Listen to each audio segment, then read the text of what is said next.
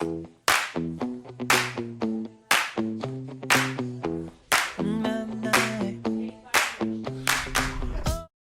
sains dan Islam tidak boleh dipisahkan lagi.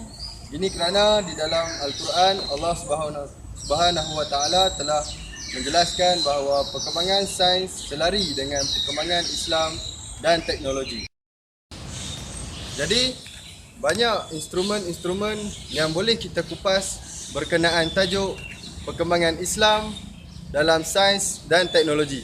Mari kita kupas bersama-sama. Banyak persoalan yang dapat kita ketengahkan dalam tajuk ini. Antaranya ialah apakah faktor penyebaran Islam dalam dunia sains dan teknologi. Mari kita tengok.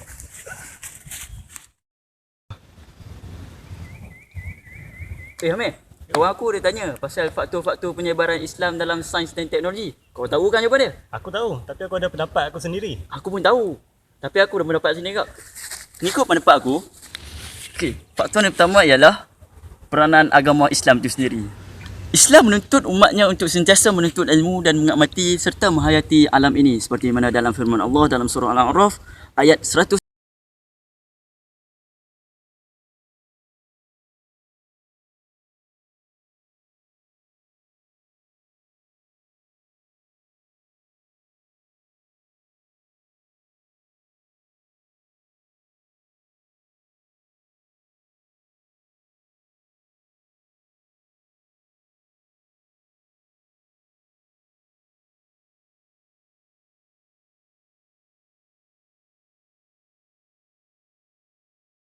Kita beralih pada faktor yang kedua. Okey, inilah faktor yang kedua. Faktor yang kedua adalah peranan pemerintahan. Sifat pemerintah yang sangat meminati dan mencintai ilmu banyak menyumbang kepada perkembangan sains dan teknologi dalam Islam. Baiklah, kita teruskan kepada faktor yang ketiga, iaitu aktiviti penterjemahan. Bahasa merupakan asas pembentukan bagi satu tamadun. Pemerintah pada zaman dahulu berpendapat bahawa mana mungkin umat Islam akan dapat mengetahui satu ilmu tanpa mengetahui bahasanya.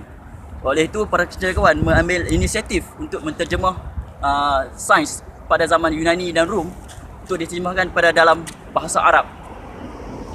Faktor yang keempat adalah penubuhan institusi intelektual. Penubuhan institusi intelektual ini digalakkan lagi dengan penubuhan dan perluasaan suatu rangkaian institusi pendidikan awam. Setakat ini, institusi pendidikan awam berkisar kepada masjid saja dan kurikulumnya. Tetapi, pada zaman Al-Makmum, pendidikan ini ditingkatkan lagi dengan mendirikan pelbagai akademi termasuklah institusi perundangan dan institusi sains yang dilengkapi dengan perpustakaan dan makmal-makmal. Jadi, apakah dan bilakah zaman kemuncak perkembangan Islam dalam teknologi dan sains? Mari kita tengok.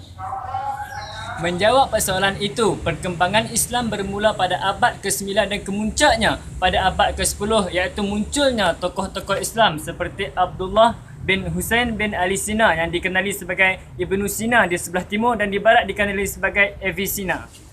Sebelum itu, mari kita mengenali siapakah Ibnu Sina ini. Beliau dilahirkan di Bukhara, Turkistan iaitu pada 980 Masih. Ibnu Sina telah mendalami ilmu agama pada umur kanak-kanaknya, manakala beliau telah menghafaz Al-Quran sewaktu umur 10 tahun. Pada usia remajanya, beliau telah mendalami pelbagai bidang ilmu, antaranya ilmu astronomi, ilmu fizik, ilmu matematik dan ilmu kedokteran dan lain-lain lagi. Antara sumbangan Ibnu Sina ialah penulisan buku Al-Qanun fi Tibb atau dikenali sebagai Canon of Medicine oleh orang Barat. Buku ini menjadi rujukan dalam ilmu perubatan kepada seluruh dunia pada masa itu. Selain itu, sumbangan-sumbangan beliau yang lain adalah mencipta kaedah baru menjahit luka dengan menggunakan jarum dan benang. Juga beliau telah mencipta picagari.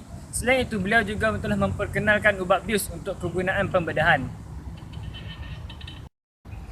Jom kita pergi dengar tokoh-tokoh lain pula. Tak duduk. Kita tak buka.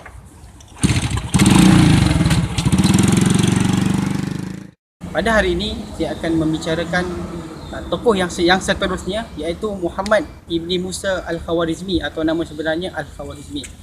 Al-Khawarizmi adalah seorang tokoh berbangsa Parsi yang berasal daripada kawasan Khawarizm, iaitu sebahagian daripada Turkmenistan dan juga Uzbekistan. Beliau dilahirkan pada 780 Masihi dan meninggal dunia pada 850 Masihi.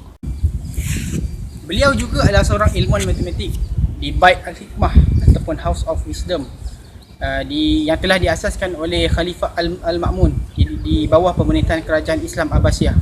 Selain daripada ahli matematik, beliau juga adalah ahli astronomi dan juga ahli geografi.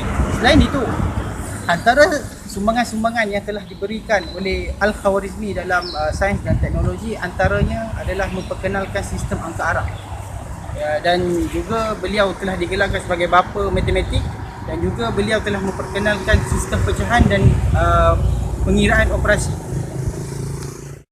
Beliau telah menganalisis secara terperinci tentang cara-cara penyelesaian linear dan juga ungkapan kuadratik, sehingga beliau telah digelarkan sebagai seorang bapa ilmu algebra.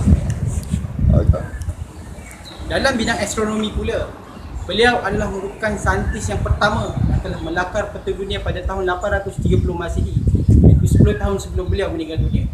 Hasil-hasil kerja yang lain meliputi beliau telah membuat satu jam waktu yang menggunakan cahaya matahari serta kaji bintang. Sekian sahaja daripada saya. Sekian, terima kasih.